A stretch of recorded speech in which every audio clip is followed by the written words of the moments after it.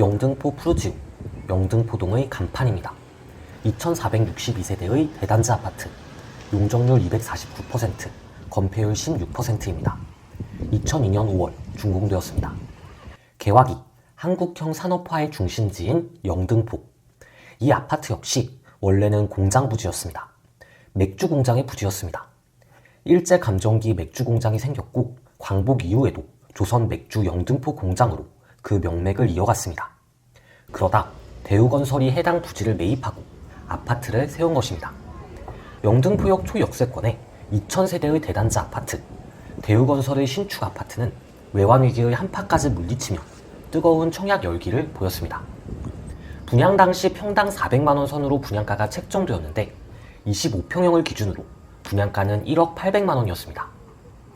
영등포 푸르지오는 물가 상승률에 기반한 견고한 상승을 이어갑니다. 2000년대 후반 가파른 부동산 상승기에 힘입어 21년 8월 13억 5,500의 신고가를 기록합니다. 23년 4월에는 9억 6천까지 떨어졌지만 이내 많은 거래량을 동반한 상승으로 21년의 신고가를 갱신, 15억의 야성을 바라보고 있습니다. 오늘 이 영상에서는 영등포 푸르지오의 교통, 학군, 상권과 자연환경, 입지를 다각도로 분석하여 투자에 도움이 되는 실질적이고 다면적인 정보를 전합니다. 1호선 영등포역, 도보로 9분 소요됩니다.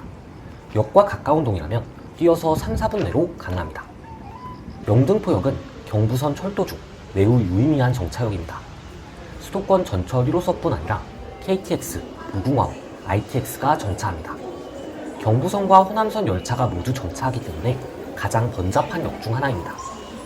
영등포역에서 용산역까지는 9분이 소요되며 종강역까지는 17분이 걸립니다.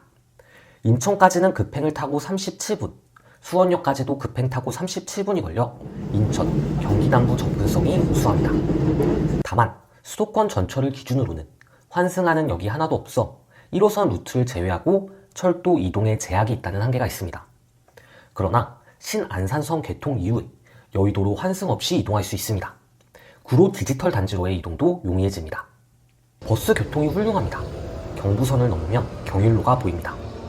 경일로를 지나는 많은 버스 노선이 영등포 로터리를 지나 여의도로 연결됩니다. 도보 이동까지 포함해 30분 내로 여의도역에 도착할 수 있습니다. 2호선 신도림역도 멀어 보이지만 상당히 가깝다고 느꼈습니다. 아파트 단지 내를 관통하는 영등포 08 버스를 통해 7분이면 2호선 신도림역에 도착합니다. 실상 신도림역까지만 가면 2호선을 통해 홍대나 강남으로의 길이 통합니다.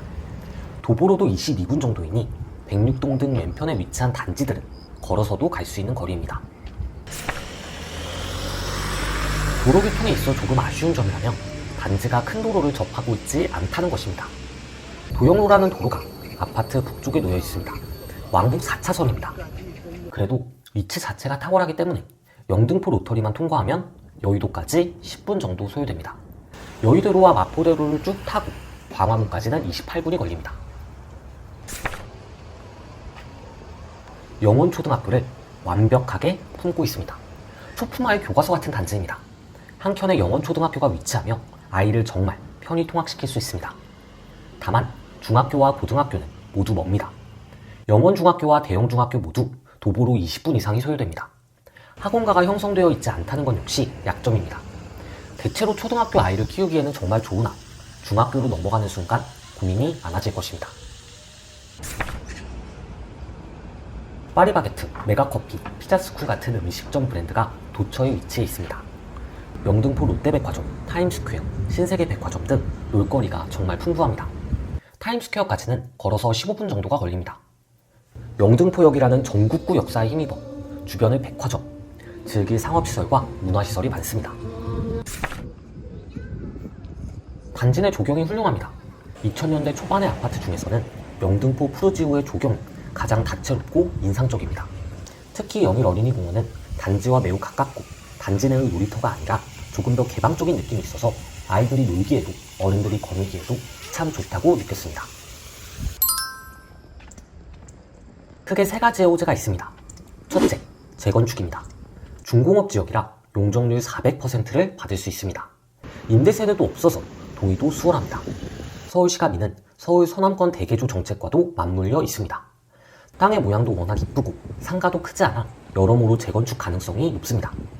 둘째, 1호선 지하화입니다. 당장의 가능성을 논하기는 시기상조이다 자주 언급됩니다. 그만큼 필요성과 경제적 효과가 기대되는 호재가 1호선 지하화입니다. 1호선 경부선 구간이 지하화되면 상호 간의 단절이 해소될 뿐 아니라 상부 공간이 공원과 상업 공간으로 조성되어 생활 환경의 급이 달라집니다. 셋째는 영등포의 재개발입니다. 영등포 재개발은 영등포동 전체의 입지를 높입니다. 지금은 주변이 빌라로 둘러싸여 있어 낙후된 동네가 뉴타운으로 개벽합니다. 영등포 아트다이가 그 설레이며 주변이 이런 신축 아파트로 바뀌면 영등포 푸르지오의 가치 역시 자연히 높아집니다. 단지 내를 둘러보면 정말 깔끔합니다.